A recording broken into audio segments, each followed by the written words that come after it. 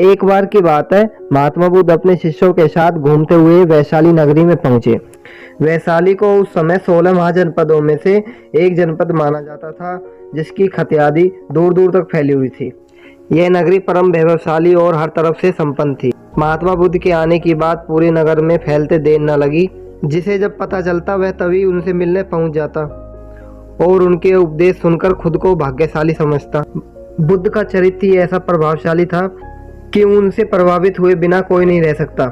उस नगर की गणिका और राजनीति आम्रपाली भी बुद्ध से मिलने के लिए इच्छुक थी।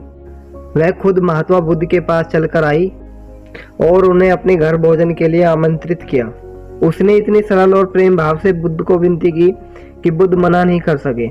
जब यह बात उनके शिष्य को पता चला कि महात्मा बुद्ध ने एक गायिका का आमंत्रण स्वीकार किया है, तो सबने इसका विरोध किया। महात्मा बुद्ध ने बड़ी सरलता से अपने शिष्य से कहा, मैंने तो उसकी प्रेम भावना देखी।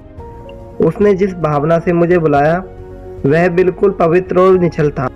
वह आज मुझसे मिलने गायिका बनकर नहीं बल्कि एक भक्ति भाव से आई थी। फिर भला मैं उसका आमंत्रण स्वीकार नहीं करता, वह चाहे एक वैश्या हो या कोई सन्यासी। यथा समय बुद्ध आम्रपाली के घर भोजन के लिए गए।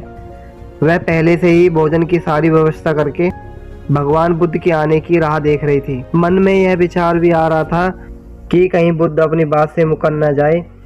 इतने बड़े सन्यासी भला क्यों एक वैश्य के बुलाने पर उसके घर आकर भोजन करेंगे।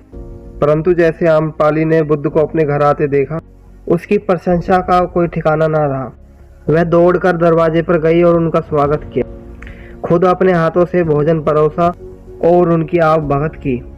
महात्मा बुद्ध के शिष्य जो उनके साथ आए थे, जब एक वैश्य को, जिसके कदमों में खुद सम्राट बिम्बिसार से लेकर अजातशत्रु थे, पूरी वैशाली जिसकी एक झलक पाने के लिए तरसती थी, उसे एक सन्यासी के लिए ऐसा व्यवहार करते देख बुद्ध के शिष्य के मन में अपने गुरु के लिए सम्मान और ज्यादा बढ़ गया।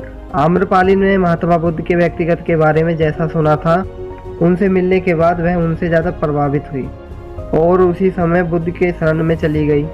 अपनी सारी संपत्ति वह बौद्ध मठ के नाम करके आजीवन भिक्षुणी बन गई।